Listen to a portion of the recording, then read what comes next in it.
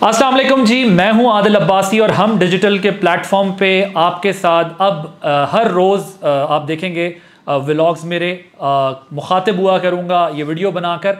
आज की जो वीडियो है उसमें कुछ दिलचस्प चीज़ें मैंने आपके साथ शेयर करनी है। सबसे पहले मैं आपको शेख रशीद साहब के बारे में बता दूं कि शेख साहब को जब पुलिस ने अरेस्ट कर लिया है तो कहीं धक्के लग रहे हैं, कहीं शेख साहब गुस्से में आ रहे हैं, कहीं शेख साहब पुलिस वालों के गले लग जाते हैं और बहुत सारी इसके ऊपर बातें हो रही है। शेख साहब का होना क्या है ये मैं आपको व्लॉग के एंड में बताऊंगा, लेकिन ज़रा शुरू करते हैं जेल भरो तहरीक से।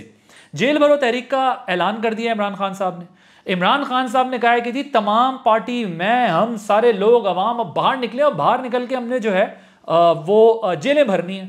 तो मामला शुरू हुआ था असम्बली के इस्तीफ़ों से, वहाँ से वो हुकूमतों तक पहुँचा। हुकूमतों में जो है मुस्ताफ़ी होने के बाद अब जो है वो जो पॉलिटिकल स्ट्रैटेजी है वो पीटीआई की है कि जेल भरो तहरीक चलाएंगे हम। माजी में भी ये तहरीकें चली हैं, पड़ोसी ममालिक में भी ये तहरीकें चली हैं, तो हम इस तहरीक को जो है वो कामयाब बनाएंगे। तो पॉलिसी क्या थी? गवर्नमेंट पे प्रेशर देना और जो एक सड़क पर प्रेशर बिल्डअप करना था जिसको आप स्ट्रीट पॉलिटिक्स कहते हैं। अब लगता है कि खान साहब उससे भी वो नताइज हासिल नहीं कर पाए जो वो करना चाहते थे, तो अब एक नई स्ट्रैटेजी के साथ आ रहे हैं। ये हम सब जानते हैं, उन्हें मीडिया में रहना आता है। ये हम सब जानते हैं कि वो मीडिया स्ट्रैटेजी बड़ी अच्छी बना लेते हैं।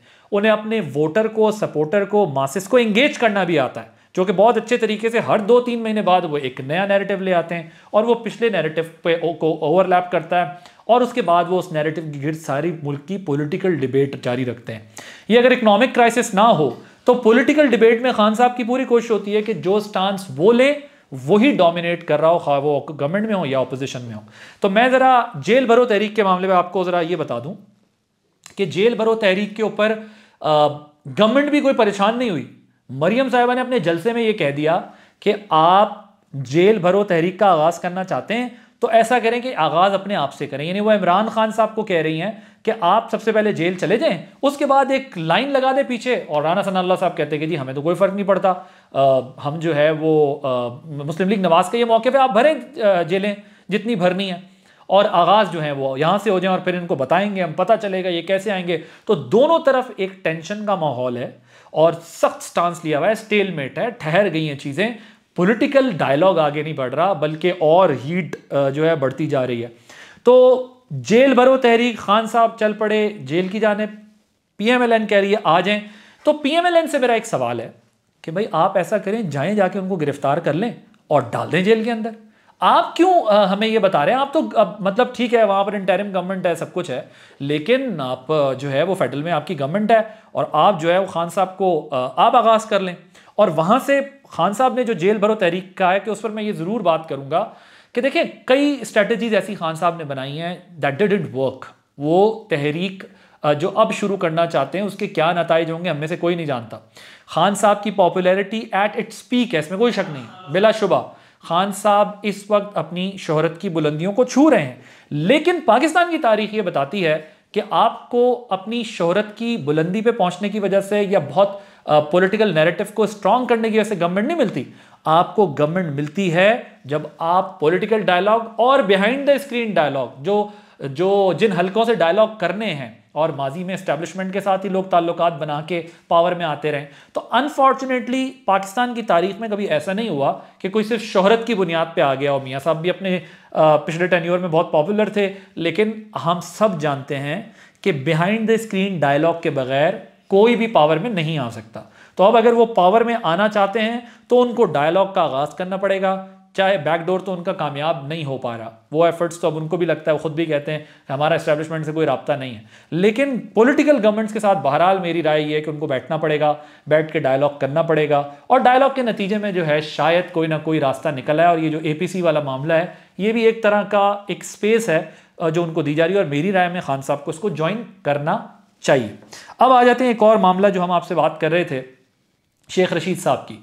शेख रशीद साहब को तलाश कर रही है सिंध हुकूमत भी, यानी सिंध पुलिस भी तलाश कर रही है और वो भी ये कह रहे हैं शेख साहब के जी मुझे पता है कि ये मुझे जो है वो कराची क्यों ले जाना चाहते हैं, ये मुझे मार देंगे और अगर कुछ हुआ तो ये लोग इसके ज़िम्मेदार हैं। उन्होंने नाम लिए तो वो शेख साहब इसको ये नाम दे रहे हैं। अब खैर बहरहाल अदालत ने फ़िलहाल तो उनका वहाँ जाना रोक दिया है, वरना पुलिस भी आ गई थी, सिंध पुलिस उनको अरेस्ट करने के लिए।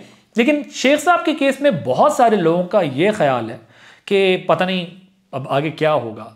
लेकिन मेरी जो मालूमात हैं वो मैं आपसे शेयर कर लूँ। मेरी मालूमात के मुताबिक शेख साहब को जो है वो थोड़ा मतलब तंग तो रहेंगे, वो ये थोड़ा सा मसला तो चलेगा अभी, लेकिन मुझे नहीं लगता कि शेख साहब के मामले में कोई बहुत ज़्यादा आगे तक चीज़ें जाएंगी।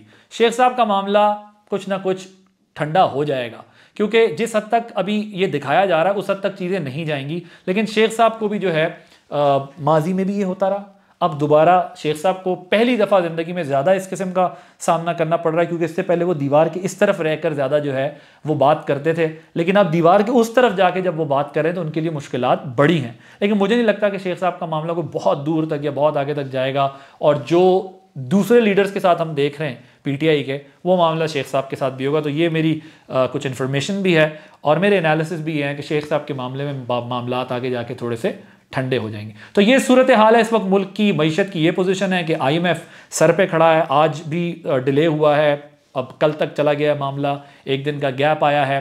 तो आईएमएफ में क्या होना है, आईएमएफ के मुज़ाकरात के बाद एक समंदर आएगा महंगाई का, एक नया जो नए टैक्सेस लगाने हैं आपने, जो आप नए टैक्सेस लगाएंगे वो 200 अरब के टैक्सेस हैं, उनको जब आप आवाम पे लगाएंगे आवाम की चीखें निकल आनी है।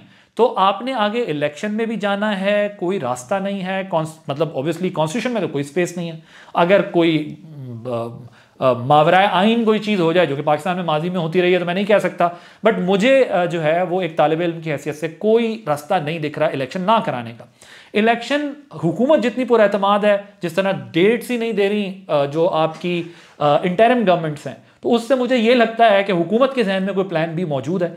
लेकिन होना क्या है, जब महंगाई आसमान पे होगी, जब टैक्सेस लग रहे होंगे, जब आपको मजीद मुश्किलात का सामना होगा, ऐसे वक्त में अगर आप इलेक्शन में गए तो क्या होगा, और अगर ना गए तो क्या होगा।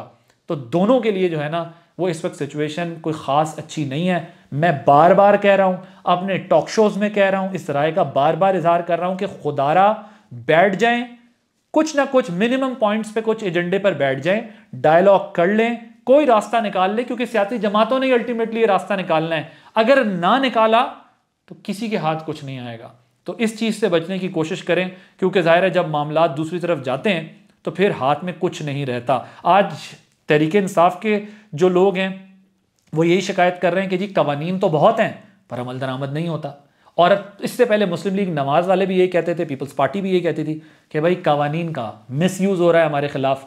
तो ये खेल कब तक जारी रहेगा, ये विशेष साइकिल, ये सर्कल कब तक चलता रहेगा। पाकिस्तान के अवाम का सोचें, खुदारा पाकिस्तान के अवाम का सोचें। महंगाई का ये आलम है कि लोग 2 वक्त की क्या 1 वक्त की रोटी भी नहीं खा पा रहे। तो पाकिस्तान का सोचें, पाकिस्तान पहले है, उसके बाद हम सब हैं। अगर पाकिस्तान मुश्किल में होगा तो ये हमारी ना सहाफ़त, ना सियासत और ना कोई और मामलात जो है वो चल सकेंगे। आदिल अब्बासी को इजाज़त दीजिए। हम टीवी के डिजिटल प्लेटफॉर्म से आपसे बात होती रहेगी, ये मेरे व्लॉग्स आप देखते रहेंगे और अपना फीडबैक मुझे ज़रूर दीजिएगा। इंशाअल्लाह ताला कुछ मज़ीद ख़बरों के साथ कोशिश करेंगे कि डेली आपके सामने जो है वो हाजिर हों और आपको इन्फॉर्म करें कि पीछे हो क्या रहा है।